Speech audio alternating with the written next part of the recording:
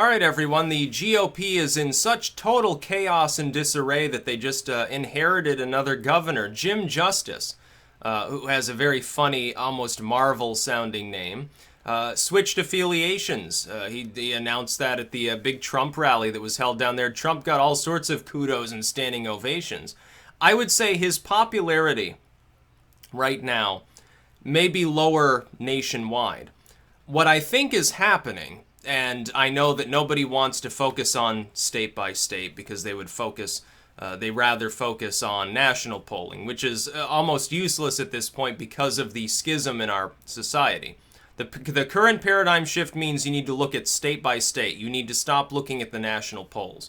When they say, oh, Trump is at 33%, okay, he's really, really unpopular in blue states. Granted, okay. He seems to have lost no popularity in many of the competitive states that he gained in the first place because the Democratic Party made it clear to people, hey, we don't like the working class. We don't care about the middle class.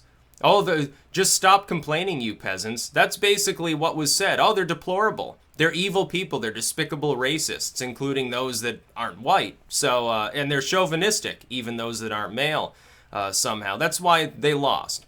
And they're going to keep losing. Look at what's happening in West Virginia. Look, since Trump has been elected, we have seen for months and months on end, endlessly, news report after news report, always front page news. Trump messes up. Trump is ineffective. Trump is a fascist. Trump is an evil Hitler-esque individual and has no support. And anyone who supports him is crazy and so on. And he's also working with Russia.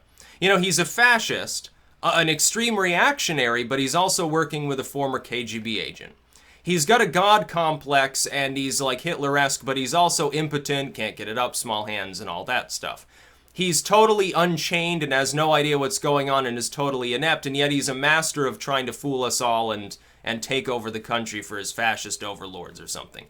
All of these dichotomies are screwy. They don't make any sense, and when somebody has been rendered a one-dimensional character, you can bet propaganda's involved. Always, invariably, doesn't matter whether it's positive or negative. When you hold somebody up on a pedestal, cherry-pick the good things about them, say endless adulation towards them. You see this in the media. Someone like Obama, it's propaganda. It's positive, but it's propaganda. When you see endless negativity without any redeeming facets being put upon that person, it's also propaganda. This is being done largely as clickbait and or for their corporate overlords. But the GOP that supposedly is in disarray has won I think 4 of 5 special elections since then, despite Trump's supposedly plummeting popularity. It looks pretty good for the GOP in the midterms. They just inherited another governor, granted one that had been a Republican and sort of switched over and ran as a Democrat, refused to endorse Hillary Clinton, was the only Democrat that actually won in a competitive state, and now he's switching his affiliation probably because he wants to keep his job. That may all be true. When somebody who hates Trump points this out, yeah, it's totally correct. But it doesn't matter. They just inherited another governor. Don't you see how that's a boon, really, to people who are Republican partisans and who might feel demoralized because for 7 months all they've heard is negativity about everything regarding them? Unless it's John McCain. And there's where the Democrats really now, in complaining about this, are laying bare the lie of the two-party system. The truth is that the Democrats have more in common with John McCain than some members of their own movement. The truth is that the neoconservatives within the Republican Party are basically just Democrats who happen to have an R after their name. They are the same thing, they work for the same people, they get money from the same sources. That's why they've solidified against Trump's agenda. Now, you may think that they're in the right and Trump is wrong, but they are obviously working together towards that goal. Does that not strike any of you as very slightly strange? Because I can remember 10 years ago or so when people would point that out, and a lot of them that pointed it out were Democrats at the time. They said, well, these neoliberals are kind of screwy. They're promoting war and corporate welfare and all of these other things, starting to look a little bit like Republicans. Now, if you point this out, these same partisan hacks will say, no, they're actually totally different. Wow, the Democrats are so much better than the Republicans. They have the same ideas. They're working for the same things. Continuous obstruction. That's not by coincidence, it's by design. It's because the same people sign both of their paychecks at the end of the day. But when the GOP absorbs another governor, someone who clearly is not a never-Trumper, he was a brief Democrat as well. He's like a centrist Republican. Here's the secret. Trump's not a Republican. Trump is just, at this point he's politician Trump, but he's not really a partisan. He might try to browbeat the Republicans in Congress by saying, oh, the Republicans need to do better, blah, blah, blah, to get the votes that he needs to pass something. Ultimately, though, he was like a New York centrist. Honestly, like a business Democrat at most. More almost towards that old guard Democrat side than the Republican side. The funny part is that this actually doesn't put him too far from the neoconservatives, or even the neoliberals in many ways, with just a sprinkling of populism and the understanding that limitless immigration tends to denigrate a nation's sovereignty, and people are calling him a fascist. Meanwhile, he's obviously charismatic enough to convince Jim Justice that he should take the enormous leap of switching party loyalty, manages to do that. These special elections, the GOP holds them, going into the midterms, it looks like the Republicans are going to literally clean house. They're going to sweep up more support probably in the Senate. They might win a few House seats. Maybe a couple more governors or something like that. What's the Democrats' counter to this? What have they specifically suggested? They make up some vague sounding, oh, we need a new deal for the American people, sort of trying to echo FDR, who was a crippled bigot. Oh, we need a new deal for the American people. Let's go full socialism now.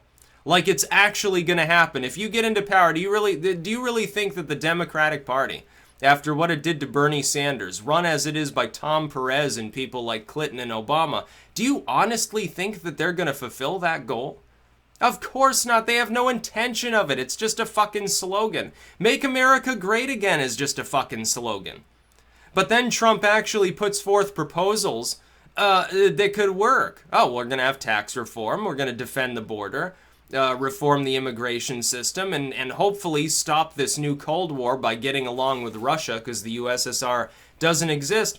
People still, constantly, when I say this, regarding the Cold War and Russia and stuff, they say, oh, you evil Trumpite apologists for the evil Russians because you're a Nazi. Like that makes a lot of sense. No, it's more like we're echoing Obama a few years ago when he browbeat Mitt Romney, and Mitt Romney said, oh, our main foe, our main adversary in the world is Russia. And Obama grinned about that, said, oh, well, he doesn't have much foreign policy experience. The Cold War is over, Mitt. They're not an adversary, they're just a competitor. And the Democrats gobbled it up at the time, said, oh, yes, of course, Mitt Romney is a warmongering, evil Republican, and Obama is he's so astute. He knows so much about diplomacy. Except the whole Libya thing, or the Syria thing, or the Egypt thing, or any other, or spying on Angela Merkel, who actually loved sucking him off because they agree in spirit that globalism's great. No, there's the truth laid bare for you all to see. How does it make any sense whatsoever? The head of your party, at the time, Obama, says, no, they're not an adversary. He says, oh, the election can't be hacked. There's no involvement by any foreign state. Just fucking stop looking at this stuff. It's starting to get inconvenient because of Hillary Clinton's ties to Saudi Arabia. And then after the election, when he's wrong and Trump ends up winning, oh, Russia this, Russia that, evil Russians, oh, Reds under the bed. Yeah, it strikes me as strange that they're trying to start a new Cold War. People within the Democratic Party, like the Young Democrats, they haven't even been honest enough to label them the new party of the Cold War. To realize that the paradigm shift has fundamentally switched the party's platforms on foreign policy. Trump's the non-interventionist. He's the one saying what you were saying during the early days of the Iraq War, back when you pretended that you cared about civilians dying. He's the one who stopped arming the same terrorist groups that you wanted to suppress them years ago. Now you want to arm them because John McCain and Obama think it's a good idea.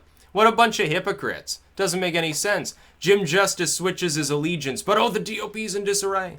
Who would want to be a Republican at this point?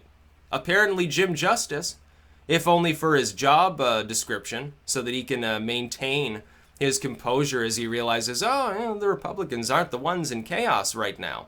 The Democrats indeed don't even have an operative platform. They're saying, oh, a new deal, we're going to create jobs. How? You haven't put forth any proposals to do that. Oh, we're the ones that are going to make America great again is basically what they're saying. Well, that's not a strategy. You haven't told anyone how you intend to do that. Are you going to go back to doing exactly what Obama did, which was butt-fuck nothing for most of the years of his second term? Is that your glorious plan? I don't think it's going to work. It's especially not going to work if you're trying to get people in the Rust Belt to vote for you. Yeah, you can look forward to probably losing Pennsylvania again. Turnout in Philadelphia aside, I don't think it's going to be enough. I think you're going to find that Smalltown America, if things remain on the same trajectory that they currently are, you're going to find that the rural and small town and suburban regions still go heavily for Trump in 2020 and heavily Republican in 2018, which will crush the Democratic Party almost out of existence within Congress. Especially on a state-to-state level, they'll get completely washed away. They'll almost be just a federal level single-issue party, which is basically we're not the Republicans. But you are the Republicans. You're the ones praising John McCain at the moment, and the Bush family, and Jeb, and all these others. This hasn't escaped notice. Maybe during the cable news days you could have done that and nobody would have batted an eye. Now we've got the internet. People are going to analyze this and think, what the hell's going on? And they're pushing for a new Cold War. It seems like the major issue of our time should be staving that off. Trying to maintain some stability of the current reigning world order that, by and large, other than some proxy bullshit, has been peaceful. We haven't had a nuclear exchange in a while with another country. Been a while since we had a Cuban Missile Crisis where we almost all got fried while all the senators and congressmen and everyone else, all the war generals, hide in their bunkers like cowards. It's been a while since we've had that problem. Now it's rearing its head again. We're right back in the 1950s or 60s at the moment. And not in a good way. We don't really have a JFK at the moment to be charismatic. We don't even have good music yet. You know, we need to take it back to the 80s, get some more synthesizers in there. It's starting to happen. When they say that hip-hop is king now, a lot of it really sounds, it's more like iced tea than anything else in some ways. It's actually getting listenable. Yeah, that should scare you too. Hopefully rock will do the same thing. I hope these rock stars, they switch away. And they stop becoming like pill junkies and they go back to snorting coke. Because they're going to sound better. That's about all. Peace out.